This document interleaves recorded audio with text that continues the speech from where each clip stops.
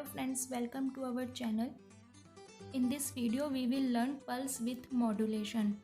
We will try to understand the concept of pulse width modulation with the help of this diagram.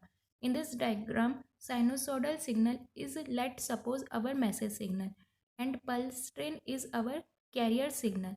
As the amplitude of our message signal increasing, the pulse width increasing, and as amplitude of message signal decreasing, the width of the pulse is decreasing. So in the pulse width modulation, the pulse of the carrier signal is changing according to our message signal amplitude. Pulse width modulation is widely used in various applications because as the width of the pulses is increasing and decreasing, we can change the power delivered to the load. We use the pulse width modulation concept in lighting the LED bulb. It is also used in controlling the speed of the fan of the microprocessor, and it is also used in DC motor for controlling the speed of the DC motor.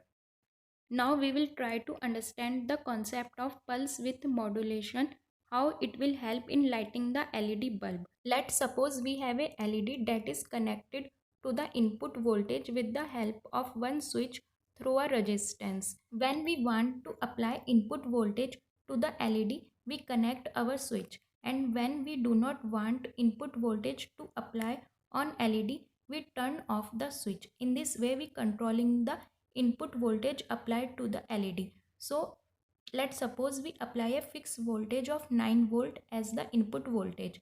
So instead of fixed voltage that is applied to the LED, with the help of switch, a pulse is applied to the LED.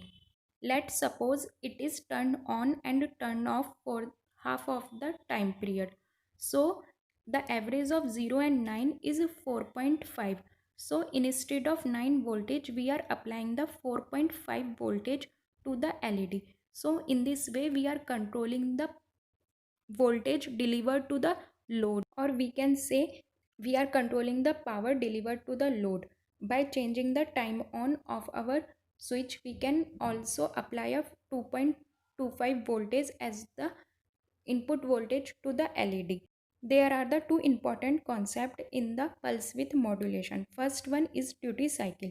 Duty cycle defines for how much time one pulse is on in one time period, or we can say it is the ratio of time on to time period.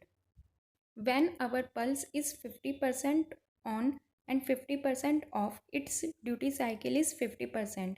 When our pulse is on for the 25% of time in one time period, then its cycle is 25%. And when our pulse is 75% on in the one time period, then its duty cycle is 75%. So in this way, we are controlling the pulse width with the help of the duty cycle. Second concept in the pulse width modulation is of frequency. In this diagram, we applied a signal of 1 Hz frequency. When we change this 1 Hz frequency, let's suppose to the 1000 Hz, then LED is continuously on. We generate the PWM signal with the help of the comparator. Comparator is one kind of op-amp as we read in the analog electronics. At the non-inverting terminal, we applied the sawtooth wave, and at the inverting terminal, we applied our input signal, or we called it as the control voltage. And comparator generate output in the form of 0 and 1. When comparator generate 1, our pulse is on, and when comparator generate 0, our pulse is off. When the sawtooth voltage value is greater than the control voltage, the comparator generates the 1, or we can say that our pulse is on. When the sawtooth wave value is less than the control voltage, the comparator generates to 0. In this way, our pulse is generated with the help of the comparator. We can change the duty cycle with the help of this control voltage. As in this discussion, we decrease the control voltage and our duty cycle, or we can say that the pulse width will increase.